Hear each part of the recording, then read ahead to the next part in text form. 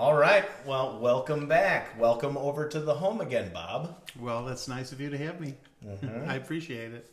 Well, we are here doing another in the series of, what would you call this series, Bob? I think this is a series on the dynamics of social transformation. That's how I see it. And I think the first three interviews we did were really on where all social transformation starts, and that's with the individual. You know, we talked about the development of the soul. We talked about being in relationship with others, which is the foundation for social change. And we talked about the idea of being a protagonist in our own life. Right. And then my sense is we started sort of a new phase of this where we sort of placed our individual actions within the context of the dynamics of history. And I think the last time I would describe what we talked about were the forces of disintegration in society and how they pave the way for social change. And I guess that leads us to today, which is like, okay, well, if historically you need this collective opening for social change to happen, then what are the kinds of things that are going to positively lead us toward, shall we say, a new paradigm, a new way of thinking, a new way of organizing society, a new way of acting individually and in relationship. And I tend to think of this as the process of integration. Yeah. So. Well, we know, we just talked about it before we sat down today, that the forces of disintegration is the thing that's kindling a lot of people's awakening or awareness. And so they're in the process of them becoming more, I think, knowledgeable about what we know and what we don't know. The what we don't know seems to keep stacking up higher and higher, which is the disintegration. So in its wake, we're looking at the long-term possibilities of a future, what it will take to have integration on a collective consciousness level that would have applied the successful sort of path from an individual's growth and awareness to a spiritual comprehension of the oneness of humanity. Right? Is the way I'm understanding it.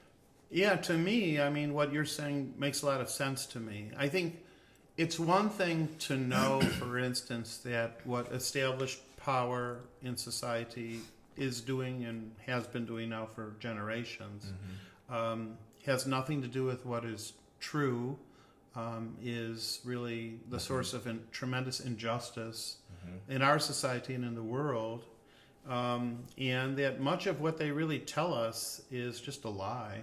I mean, that's one thing, but knowing that doesn't necessarily lead one to anything constructive. Right.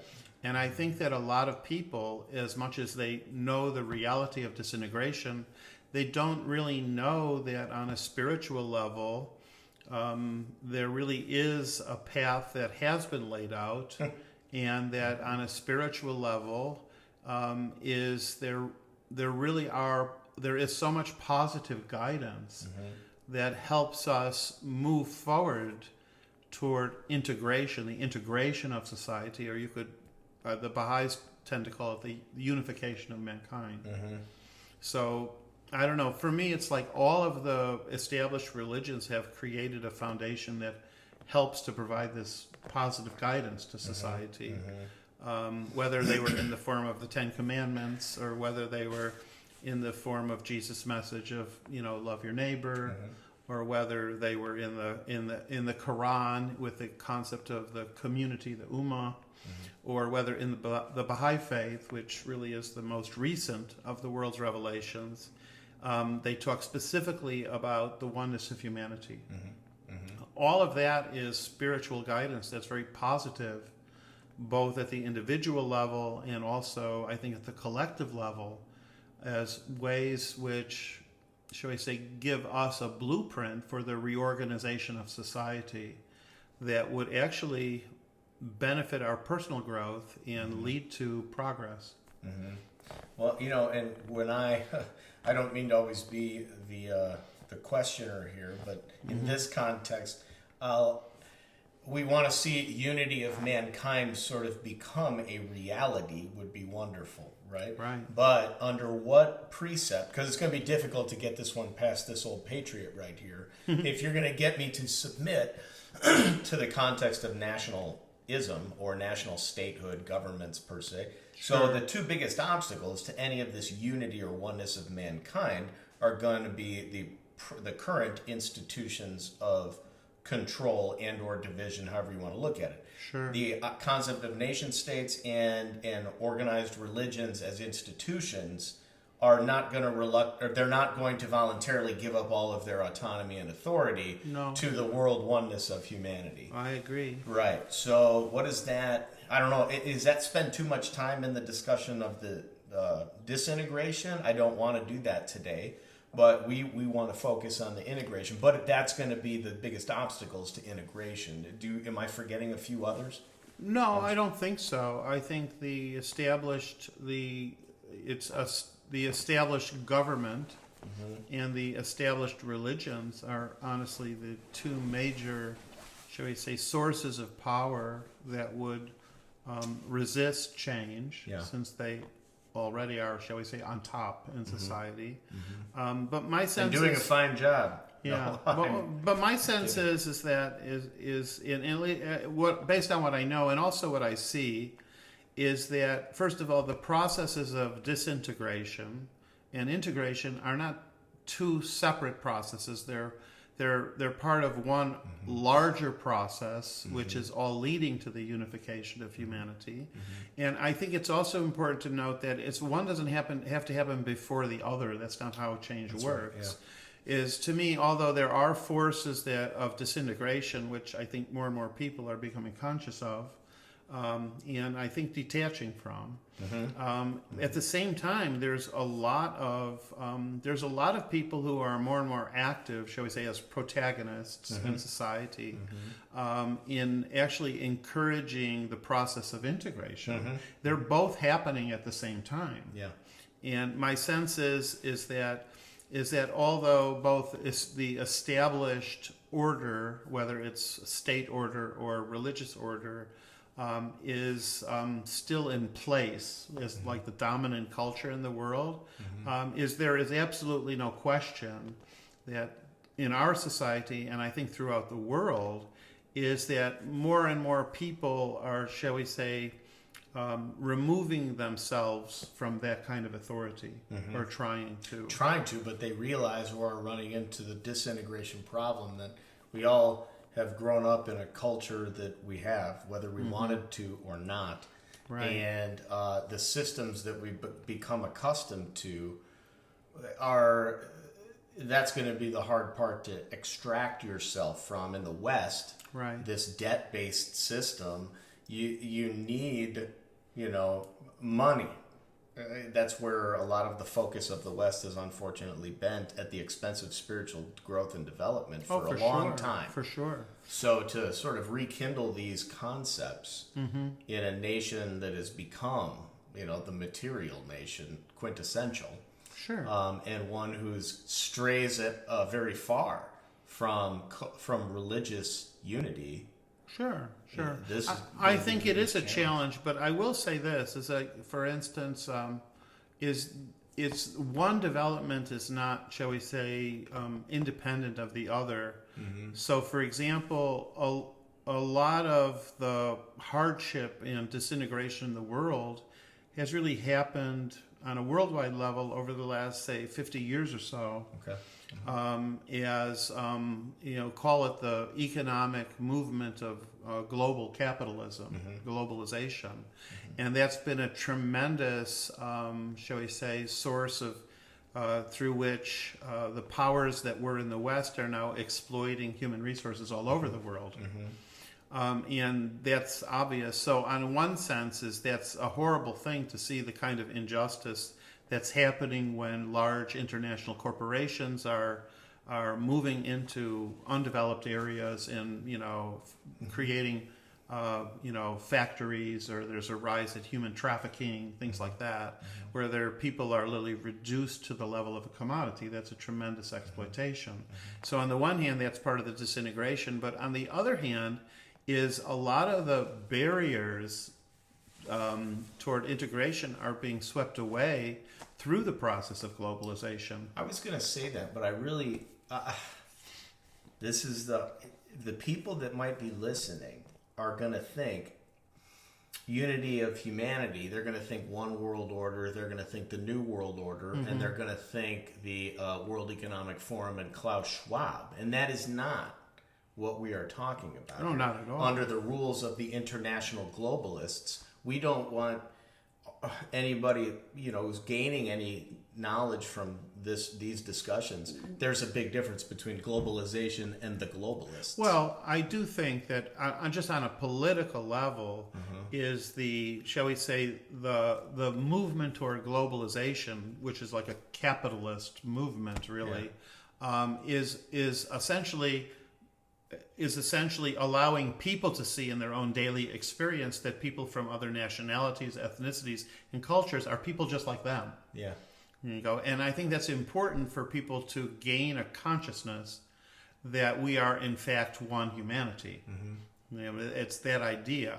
I think, having said that, just to make sure people don't misunderstand the concept of oneness, at least a spiritual concept of the oneness of humanity, is that the oneness of humanity is the sense that I regard every human being, whether they're part of my, shall we say, biological family or not, my immediate direct biological, as essentially a member of my family. Yeah. I mean, it's the idea that humanity is one people, or humanity is one race. Or the way I like to think about it is that every human being is a member of my extended family. And I think that's a very different idea than, say, what a lot of people on a political level might jump to. Right. And it's based on a spiritual concept, and the spiritual concept is fundamental. Well, the and people universal. are going to jump to the political because we're absent of the discussion of spiritual. I agree. In a large but I think that a truly integrative process is going to have a spiritual foundation. A political foundations only divide people. Now, but truly spiritual foundations are uniting. Right. Because you approach it from your experience religiously, as you were brought up in a Jewish household, right? But then at some point, we haven't ever really talked about that. What was your come to Baha'i moment? So it's like a come to Jesus moment, but come to Baha'i moment, Well, I mean, there's just a point in life where I'm ready to examine the truth for myself, and I'm ready to accept it. Yeah. And, I think like most people, I was raised in a very secular way where, to the extent I was taught religion, I was taught as essentially a set of rules that didn't allow for much questioning, and that didn't seem very relevant to my life.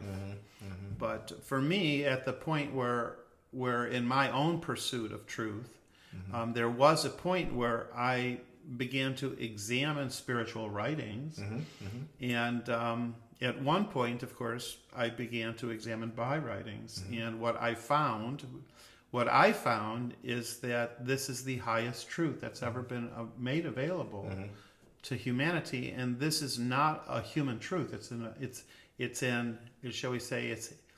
It is above what humans are capable of knowing. And for me, once I looked myself in the mirror and accepted that, then for me, becoming a member of the Baha'i community simply is something that made sense. Made sense for you, right? And my question that I'm going to lead to is because for me personally, as sort of looking through the lens, and my conduit to spiritualism was Christianity. Sure. And really not even really, I would call spiritually activated until maybe 5-10 years ago, something like that. So, and then my active pursuit of truth elevated, and the Jesus narrative, the Jesus story is one that resonates with me because I see him as the protagonist that we had talked about before, and standing for all the same principles Baha'i stands for. Yes. That my people, Jesus says, are in every nation on earth, and all the people that are telling you this are wrong. Right, Anybody that's teaching falsely on that should understand that that's false. So really, the unity I see is prevalent in all this. So I think maybe some of the best advice that we could synthesize is, can people hold on to the thing that they might want to cling to get them to spiritualism, even if it's called Christianity, Judaism, Islam, whatever they hold on to get to the spiritual plane that I think we've talked about, that all religious prophets, have sort of. Can you hold on to what your world that you were brought up in one hand, and still demonstrate the principle of spiritual unity as one? Well, I think for me, at least, the best answer I have to that question is sort of yes and no. Okay. I think every revelation has two components, to my understanding. One component is essentially a renewal of universal spiritual principles. Okay. Just like you'll see in the Gospels, this tremendous emphasis on what is love, and certainly there's no better example than Jesus' life himself, his own life here on earth. This is what love looks like for humanity. And it's that idea, but if you look at the Baha'i writings, you'll see also a tremendous amount of writings about how love is the foundation for all existence. And there's because love is a universal spiritual principle. And I think if you examine any revelation, there's going to be, shall we say, a renewal and elaboration of eternal spiritual principles. However, at the same time, each revelation will also carry with it certain, shall we say, rules or social practices, how to act in society. And those will vary from revelation as humanity evolves. So as humanity evolves, like for the Judaism one resonates with me because, the commandments read like "thou shalt not," "thou shalt not." These are basic rules about how to get along with other people. Thou shalt not this and thou shalt not that. And it's almost like human beings being at the initial stages of civilization needed basic rules, almost like a toddler needs basic rules, in a household, that kind of thing. But today we're living in a world that is connected by science and technology to an extent where those kinds of rules, as helpful as they are as a starting point in our lives, are not really going to help us at this point in existence. And so for me, what God does is, thank goodness God does this, is every now and then he'll send another manifestation to essentially provide guidance for how to make progress in society based upon the level of our maturity as individuals and based on the present state of condition of society.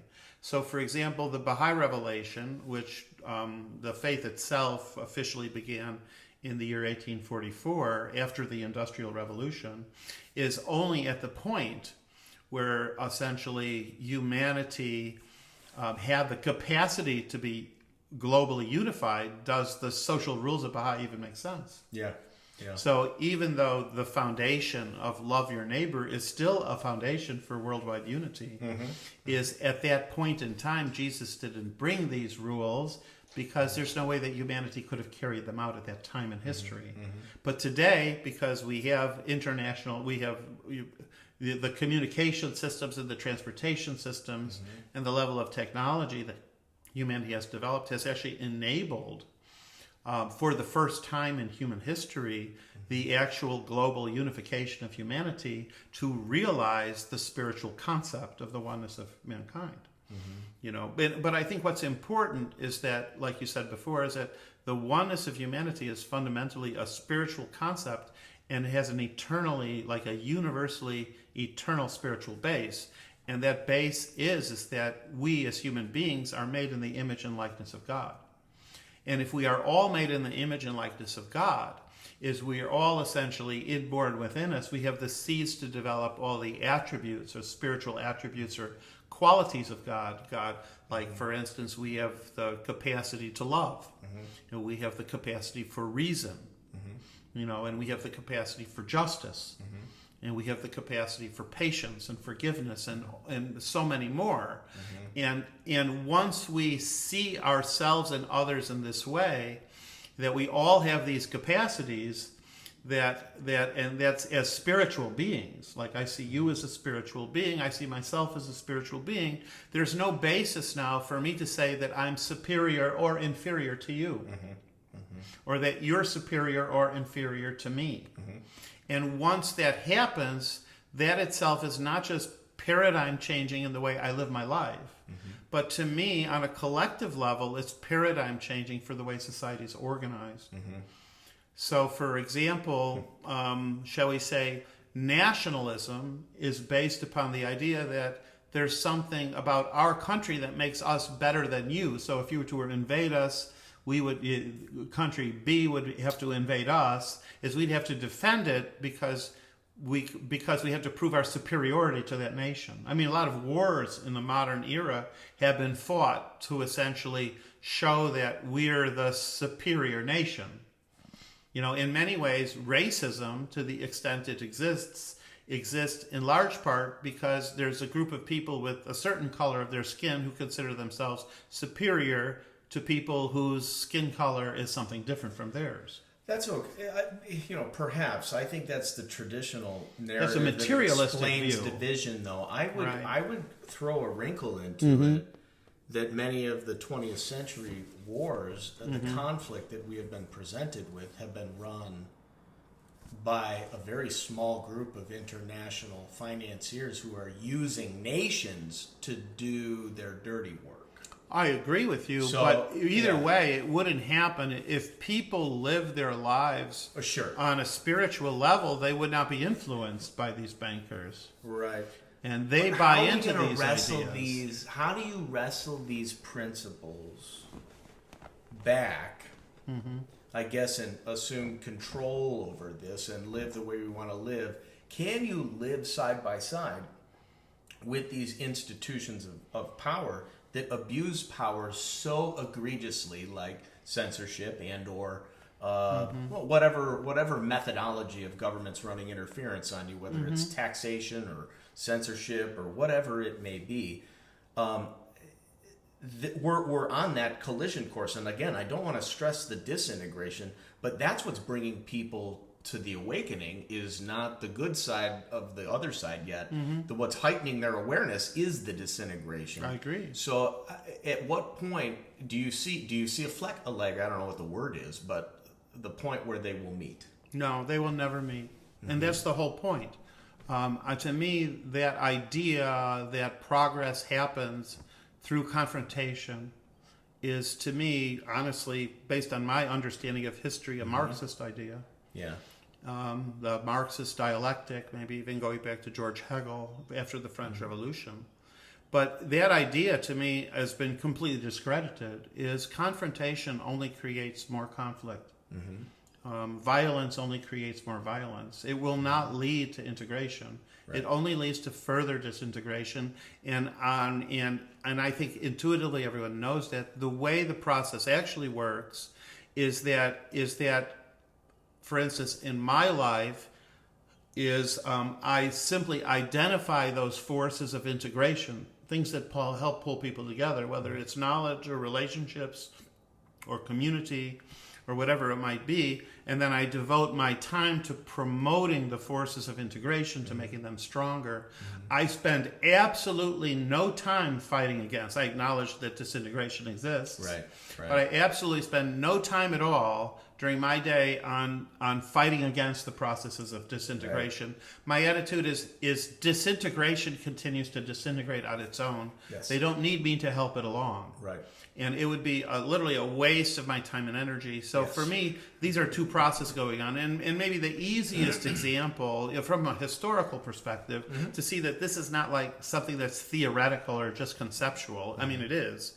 But it's also something that we've seen throughout history. So, for example, the same kind of comments, I think, Matt, that you're making could have been made at the end of feudalism.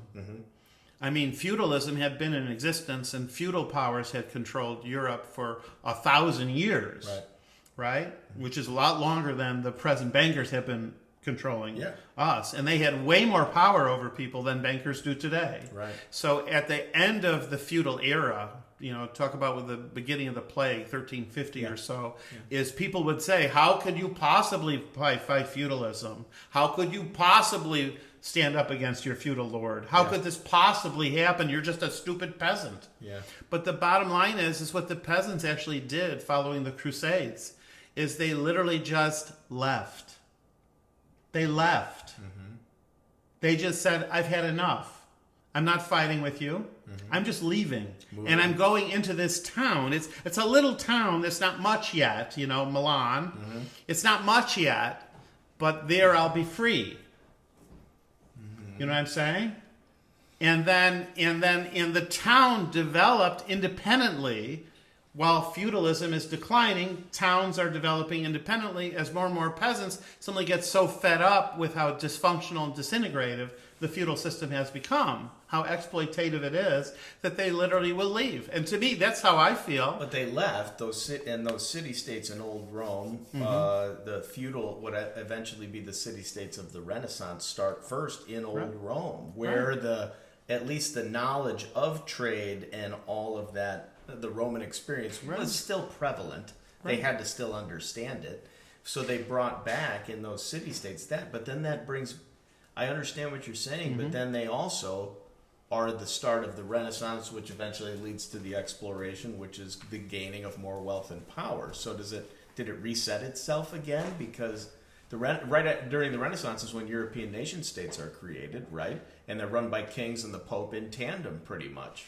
Well, I'm not saying that's the end game. Right. All I'm saying is that's a point in progress for people. Yeah. Okay. It was a point at that time. That was progress for people.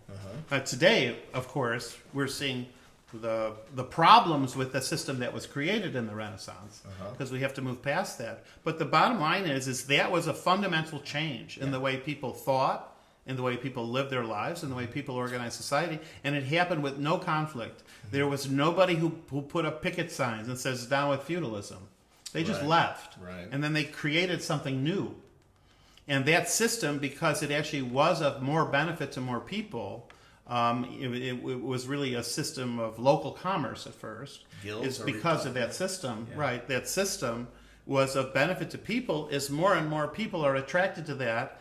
And literally feudalism will essentially, shall we say, die its own slow death alone. And I want to say that this is exactly what's going to happen to the bankers today. Yeah. It's no different. Yeah. We're not living in the spot where we could see that because it's a slow and it's a gradual change. But what I'm saying is there is no direct confrontation. There is no direct violence. That actually fighting against it actually may slow down the process of change. Yeah. And so from a personal perspective, is I've decided that in my life is that a good day for me is when I've spent the majority of my day working in some way, shape, or form, like with you today. I mean, this interview is sort of part of that process in encouraging the processes of integration. Yes. Without fighting against the processes of disintegration, because the house is falling and I don't need to push it over. Yeah. And just before we got into this today, we're speaking of both of our opportunities and adventures along the lines of integration of the future via educational pursuits. As we watch, that paradigm begin to crumble. There are many people that are looking to create simultaneously. That's not going to happen in a year or 5 years. No. But ultimately, if the trends continue, which they clearly appear to be heading in this direction. They're accelerating.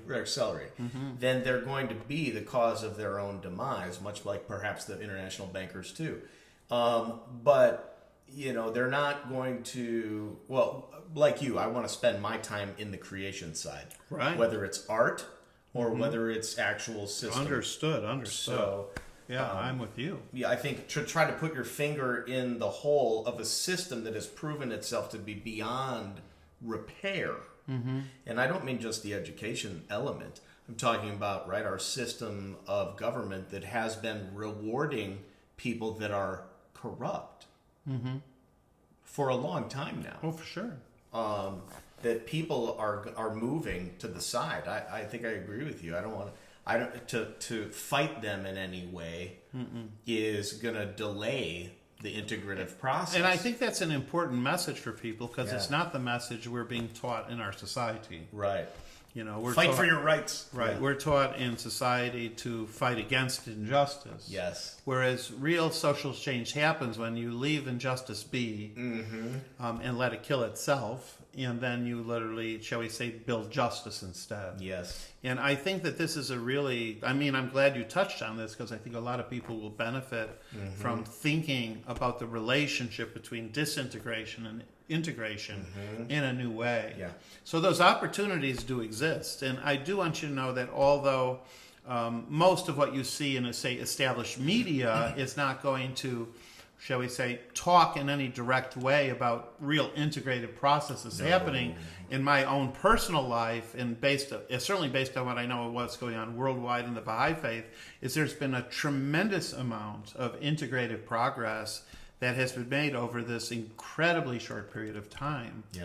And maybe the best example is there was a set of conferences that were held recently, and I know you attended part of a conference that happened locally that essentially was being facilitated for all of humanity by Baha'is around the world. Yeah.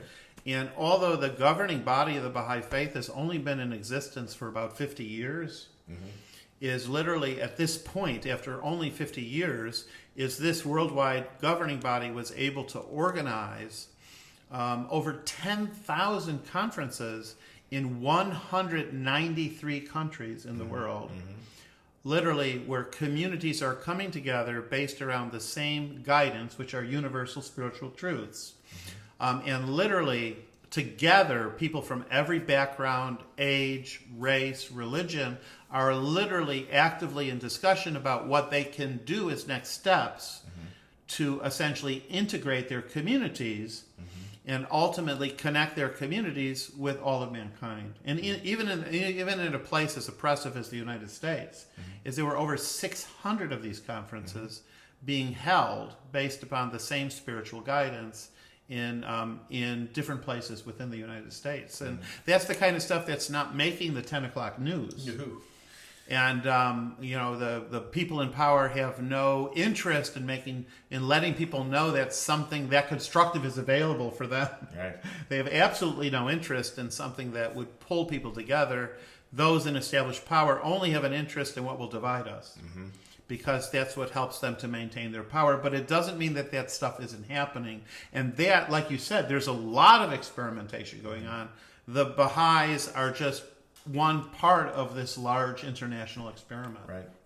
And I think maybe we've talked about this in other nations as well, that some of those spiritual concepts are going to actually, and have been actually maybe easier to apply in countries that are not like the United States, because we have been essentially materially prosperous for the most part, right, compared to other nations, so that our sort of spiritual awakening has maybe in a way been delayed because of our success in that paradigm material as a first success, world nation of material success. I totally agree. From my understanding is that the most innovative work and the most progress toward integration is coming outside of the, shall we say, the industrialized West. Yeah. Simply because those in established power in the industrialized West have more power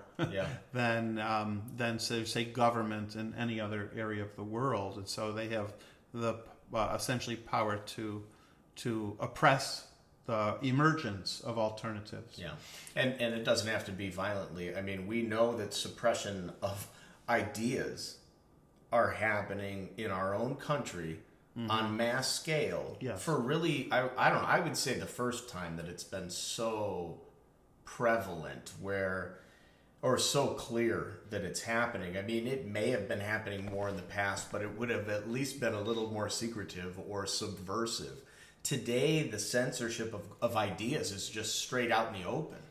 Oh, totally. Right. So you can't even explore the concept of integration and get any coverage, as you say, in the mainstream media world. Well, that's one way of looking at it, but I think there's another way of looking at it. Another way is that those in power wouldn't need to be as forceful and as oppressive as they were. You know what I'm saying? If, in fact, their system was working.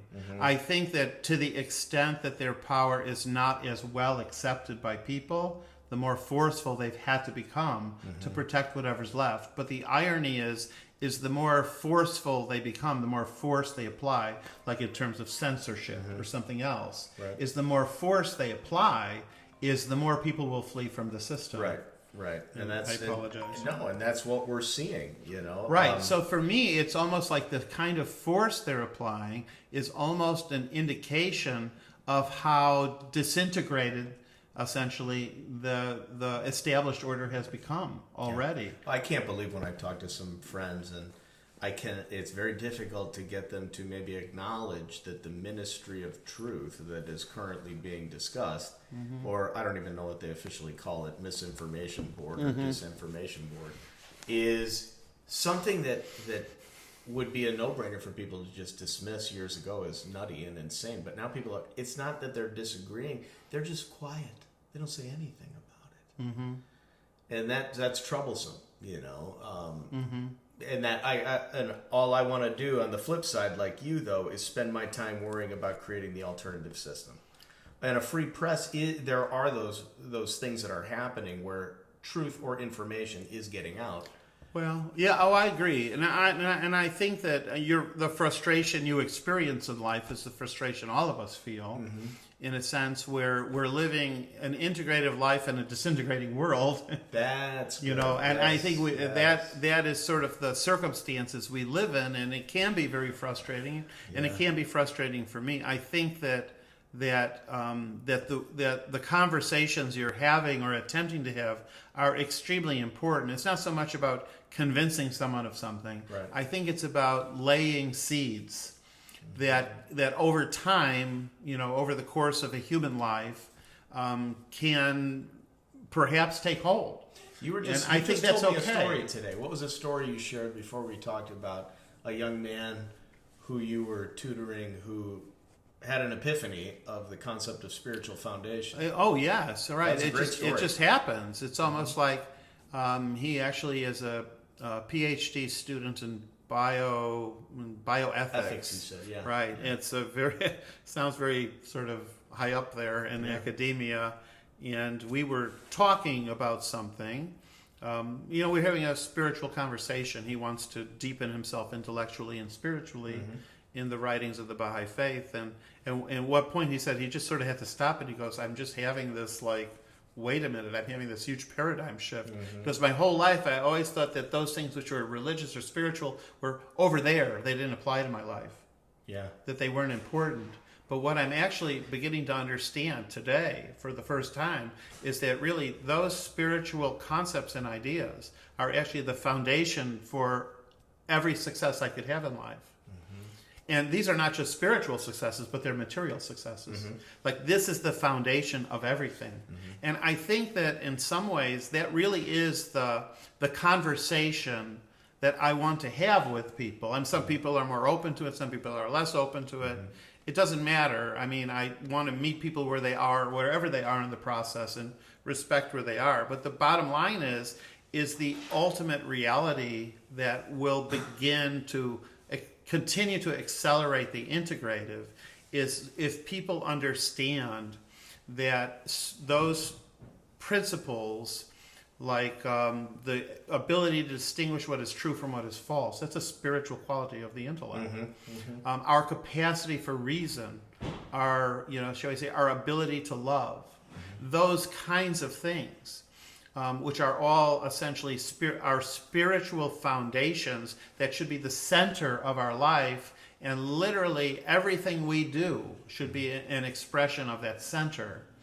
Is that if people understand that, then now spirituality is not something separate from their lives or irrelevant to their lives, but it actually is something which is an essential foundation for every aspect of their life. Yep. And if we succeed in getting to that point with more and more people, there'll be more and more people who literally are willing and open to, shall we say, to be guided by spiritual principles in their life. And it is those spiritual principles that are the source for our own progress and are the source for the progress of humanity over time. So for me, that's the kind of conversation I think that you're trying to have with people. And I know it's the kind of conversation that I'm trying to have with people. And I think that's just the point we're at in the place we're in at this time. Right. The struggle, one of the manifestations of this struggle, like I'm involved in a group that is trying to create another alternative in the world of education. But whenever we do have our meetings to talk about, what we talk about, we'll get to a point of what's happening in the disintegration part and how will the disintegration impact our move toward integration. And if, we get to the point where the forces of disintegration in their desperate attempt to cling to power are going to try to cling it more by restricting us that are trying to integrate, there's going to be a conflict there, because if they come, for example, and try to say, we are going to either force you to get this vaccination or we're going to tell you cannot have an assault weapon, well, then you're going to see this integrative people take a pause on integration and deal with this problem, the threat, that there's going to be a source of conflict there that could derail. Well, I mean, they're going to get more desperate. You see that too in the disintegration. I mean, I understand that. Yeah. I honestly think the response is not to reciprocate. Okay? Like for me, on a spiritual level, I think our lower selves, I think of it as the animal self, because we are material beings. The animal wants to protect itself to survive.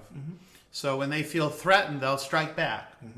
Okay? That's the animal talking. I think the spiritual part of ourselves, essentially, will never respond in that way, because we know, by the way, that our spiritual life is eternal.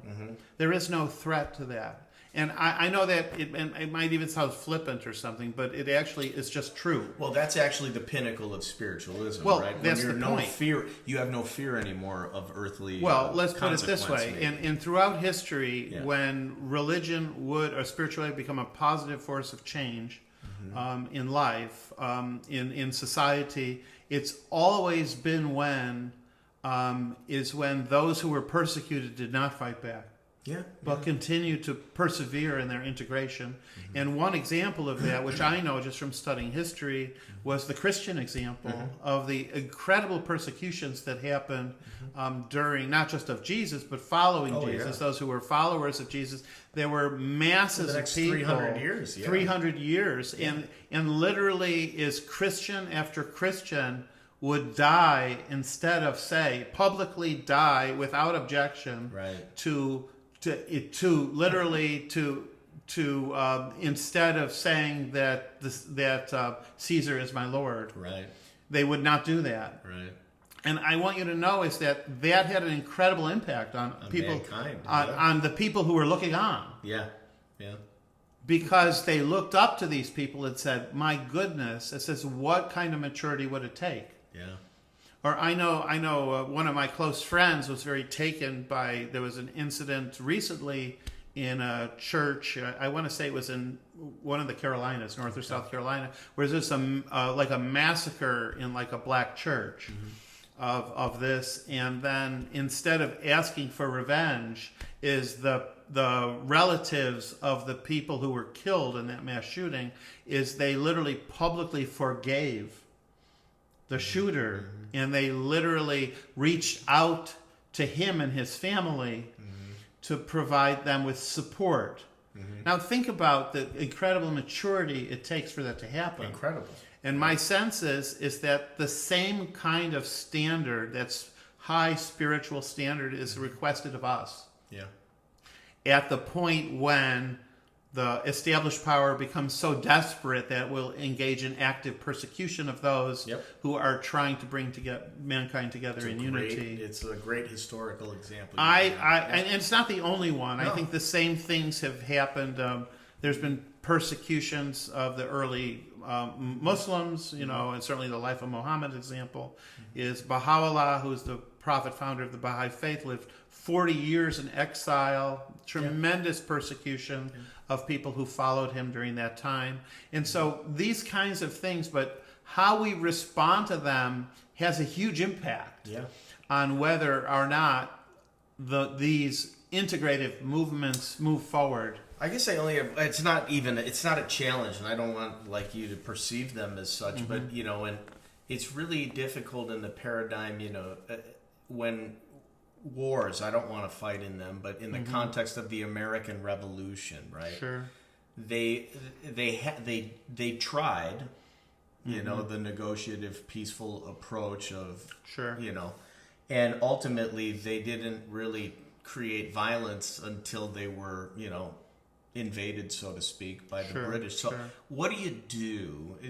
In the context of revisiting that historical period from using this thought process, should the Americans have rolled over to the British in that way and allowed them, or resisted peacefully in a way, I guess? But would we have got to the same place we are, or is that even important? I'm reevaluating and reassessing what had happened using this philosophy at a different time when it didn't take place. Right. So, but yet to secure freedom of speech, which would be in our future paradigm of integration, that would be a norm, right? Very important. Otherwise, you can't investigate truth for yourself. But in order for us to sort of get that as a new norm, it seemed to take a war to do it, or bloodshed to do it. I don't want there to be, but then that's where I see a collision course still because most people are not in our country even so spiritual where we're at, perhaps right now, or the spirituality level you're talking about. They're not, the majority of our population, or the world's population, is not in a place where they could forgive the shooter yet. I understand. But I want to say is that I think that is, or down the road, it might not be the present challenge, but to me that will be a challenge. Just because you hit me doesn't mean I have to hit you back. Right. And actually there's much more power in not hitting you back than there is in hitting me. It takes a tremendous amount of strength for me not to hit you back. It doesn't take that much strength for you not to hit me. It's just how it is. And I think this is important, and I think we have, in the 20th century, we have certain figures who really promoted the process of change through nonviolence. Think about Mahatma Gandhi, or certainly Martin Luther King, who are revered as real icons. And what they're revered as icons for is the fact that they would go into confrontational situations voluntarily and then refuse to engage in conflict. And to me, there's an incredible power in this. And I want you to understand is that I think Gandhi himself considered to be motivated by spiritual principles of Hinduism. And certainly Martin Luther King was a very, very, he himself was a Christian minister, from what I understand. So I want you to say is that this is not asking people to do what they're not capable of doing. Right.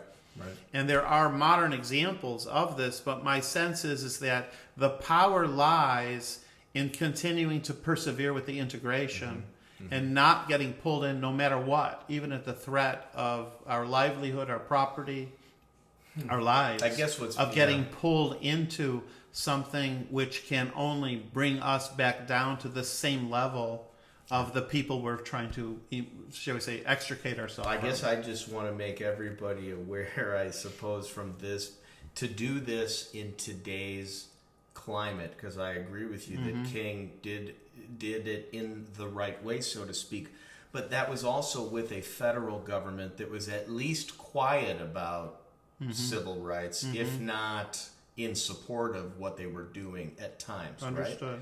So now you've got a system of disintegration in a federal bureaucracy with a corrupt FBI and a corrupt CIA and a corrupt system that has labeled people like you and me that may want to try integration as potentially domestic terrorists. Okay. So will you be arm in arm with me, Bob, as we peacefully resist? To me, that's what unity is about. Yep. I mean, I think, let's put it this way, is that the forces of disintegration are so all-pervasive at this point in time, is that it's not only important for me to be engaged in my own intellectual and spiritual development, or for me as an individual to be doing what I can in my relationships with others. It's important for me to be actively helping to establish communities of people, because I think in the environment we live in is we need to be in community. And we need to learn, shall we say relearn perhaps, what it means to be truly in community with people like us who essentially need to be within an environment that gives them strength to continue to be steadfast in the face of a disintegrating society. And I think that as the process of integration moves forward, is that developing those capacities to be steadfast in the face of adversity is going to only become more and more important. But it actually is the process, and as I understand it, the only process that will lead to fundamental change that will benefit myself and benefit those I care about in my immediate thing and care about, and actually will benefit humanity as a whole. So yes, I think you're right, is that as disintegrated as society has become right now, it's going to get worse, and it's going to become more difficult before, shall we say, the forces of integration are strong enough to literally emerge independent from the established power. And I'm hoping to dedicate whatever time I have left in my life to make sure that in some small way I'm helping to advance that process. Likewise. And I think that's what we're about. We're about that. So. Yeah, we are. Thanks, Bob. Okay. I think it's been a good discussion today. today. It's been wonderful. Thank you for challenging every step of the way, because you're not, right. It really is. It really is. Because the principles are wonderful, and I like principles, but but the application of but the implications are revolutionary. Yeah. And those in power have nothing to gain by accepting them. Right. They only have everything to lose. Right. So, hold on, everybody. Yeah, there will be resistance. Anyway, but it's always great to talk with you. You too. Thanks, Bob. And hopefully you're listening and watching. We'll do it next time. Okay. Take care.